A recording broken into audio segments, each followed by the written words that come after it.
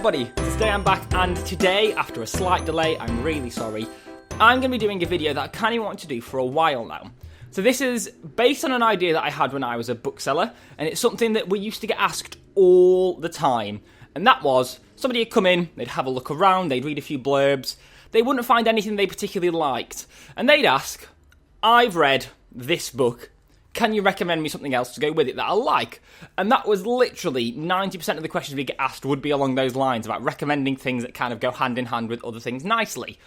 And I think one of the reasons people go on BookTube is to find books to read, in much the same way they go into a bookshop, and I think that means that this kind of video, me recommending things based on what people like, is going to be really, really interesting. So to start off with, I'm going to be tackling one of the biggest, most multimedia book franchises in so many years, and that's Game of Thrones. So I'm going to be looking at books that I've read, books that I know of, that people who read Game of Thrones, who might not necessarily read much otherwise, or who might not think there's much out there similar, these are the books that you should pick up. If you've loved Game of Thrones, these are the top 5 books for you to read next. So first up is a series which I actually haven't read myself, but this is the series that George R.R. Martin himself recommends people read after reading Game of Thrones. And that's a series by a French author called Maurice Druon. And they were written between 40 and 20 years ago, this full series. It's called the Accursed Kings series.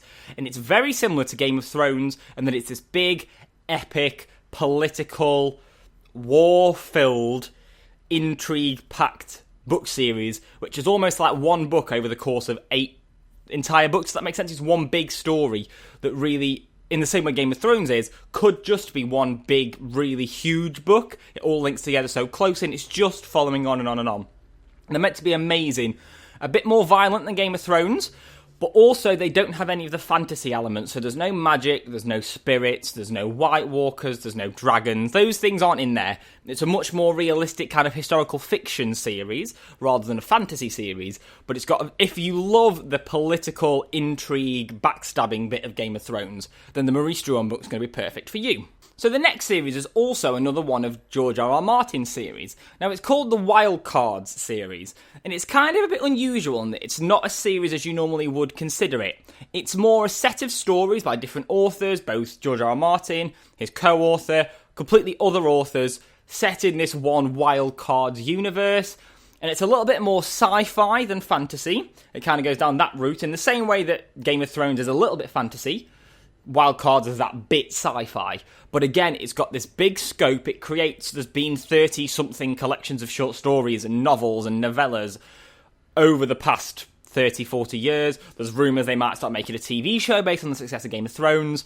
And it's just created this huge, overarching, enormous setting and world that these stories take place in much the same way that they managed to do in Game of Thrones. It's such a well-formulated, well-crafted world with so many interesting stories and political intrigue going on. And if you've liked Game of Thrones, you would really enjoy Wild Cards. And the better thing about Wild Cards is you can dip in and out. You can read a couple of short stories or a couple of the smaller novels, and that can be enough for you for a while. It's not as intense an experience as reading Game of Thrones, which can be to its benefit. Now, while we're talking about some sci-fi style books, book which is part of a series, but I think the book is almost better as a standalone, that I read a couple of years ago, and it is probably the classic book of science fiction, especially the kind of world epic level science fiction. And that's Dune by Frank Herbert. So in much the same way that Game of Thrones is about this deep political system and political intrigue and these ongoing wars and turmoils, this is the same. Within the first 30 pages, there's a really interesting galaxy and set of competing houses and political intrigue going on pretty much immediately. You get really sucked into it, and it kind of tells a story of one character. It's a much smaller scale story, but in this huge unfolding crisis that is going on at the same time.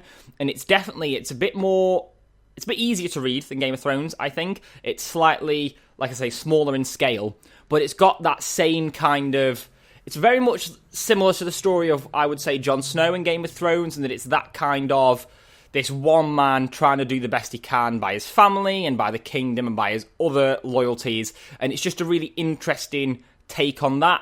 It's really worth a read. If you've enjoyed Game of Thrones and you like a bit of sci-fi, this is the perfect combination of those two things. And then now while we're on sci-fi, Many of you who've watched a few videos on my channel will not be surprised by the next book I'm going to talk about. And this is a series which it's my favourite trilogy of all time. I absolutely adore it.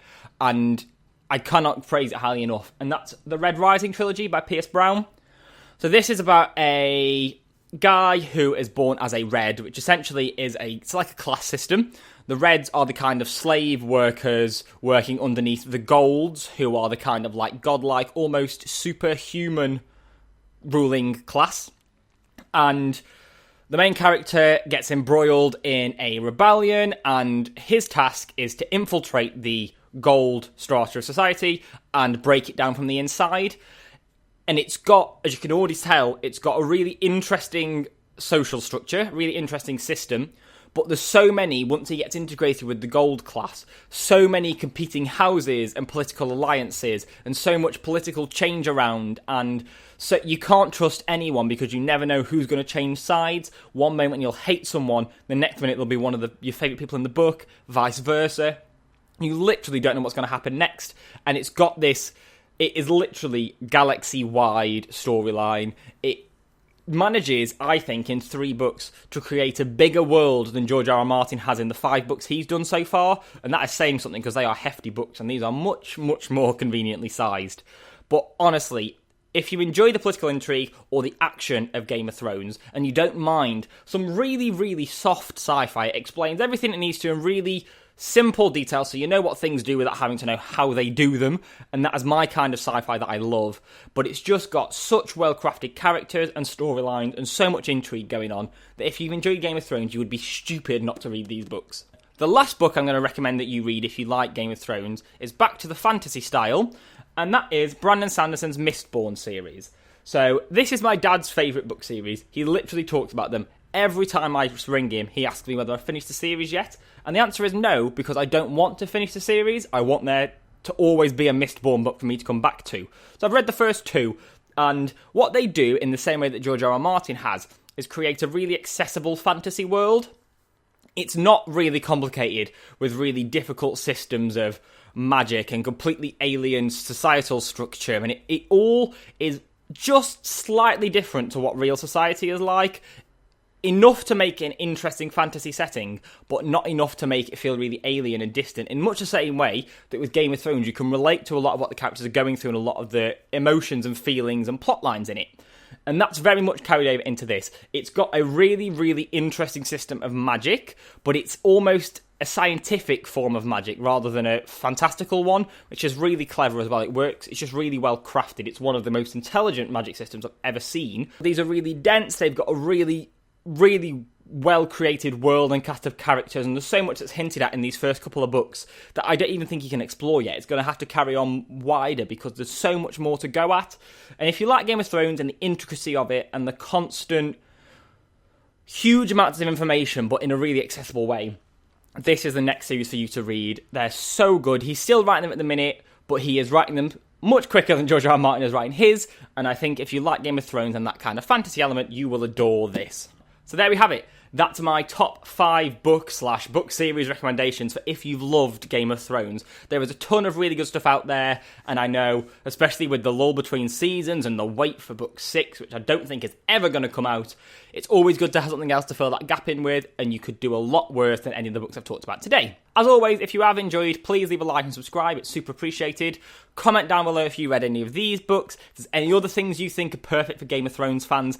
I'm a massive Game of Thrones fan of the books, not the TV series, but we won't go into that. Controversial opinion, I know. And I'm always after more things in that vein to read, so do let me know if you know of anything else. I'd be really intrigued to know that. And other than that, thank you so much for watching, and I'll see you soon with my next video.